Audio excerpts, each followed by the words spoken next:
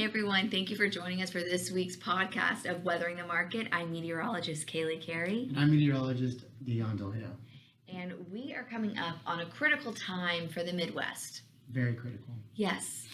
Pod setting, pollination. And last week going into the holiday weekend, things were kind of up in the air a little bit.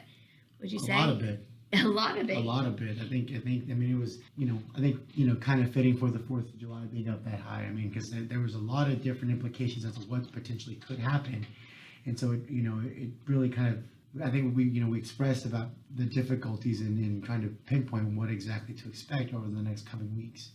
Exactly. I think something that everyone was kind of focusing on is we knew that heat, and we talked about this last week in the episode, that heat was lingering out west. And so a lot of times during this time of year specifically, we kind of look for the amount of heat that's building, because basically once it's there, it's going to kind of hang out and linger throughout the rest of the summer months. It just depends on the movement of the ridge. That's right. So with the Sonoran Ridge, we were looking at, well, it does have the potential to merge with the Bermuda High, and that is still there. But fortunately for the Midwest, it kind of went a little bit further north, almost too far north. So now the Midwest, the eastern side is still getting a lot of rain. Is that what you're seeing? That's right, yeah. So we're starting to see a little bit more rain start to show up. Actually, not even really a little bit, a pretty decent amount of rain beginning to show up on that eastern side. Some of the models which were indicating we could see some of this heat shift into parts of the western Corn Belt, that's kind of backed off a little bit, which has been great. We're not seeing a lot of implications suggesting that we can see those ridiculously high temperatures setting in there. So that's a bit of good news there as well.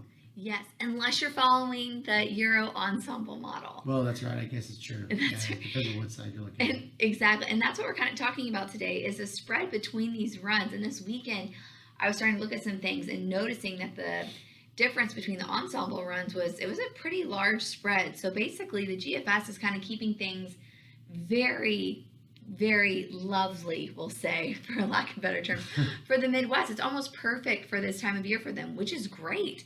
And then the Euro, on the other hand, is actually bringing in the ensemble run. Let me reiterate, the ensemble run of the Euro is bringing in warmer temperatures the week of July 18th through the 25th. It's just so interesting to me how different they are. Yeah, and of course, the troubling part with this, it doesn't do much to help with that uncertainty. The good news, I guess, in all this is that there are some signs which are pointing that things may be potentially better than what we previously discussed for them. But because there's such a variation between the two models and their ensemble runs, it's still there's still that risk there, that it could swing really bad or really good. Exactly. So we're going to go somewhere right down the middle and say it's going to be okay. I think it's going to be okay. I think we're going to end up with a great year. I really do. Hopefully so. Hopefully everything will pan out. They don't get, as much of this devastating heat as previously expected. Typical summertime pattern for the Midwest would be great. A decent amount of showers for the time would be, hopefully all that comes into fruition and stays there, Yes. So it doesn't so greatly negatively impact the market in that case. Exactly. Still watching though North Dakota and South Dakota. They are getting rain, and rain is still forecasted for them over the next week or so, but will it be enough, because they were so far behind? And they are anticipated to see slightly warmer temperatures than what they're dealing with over on the eastern half. So just something we'll have to wait and see and go from there. Yeah.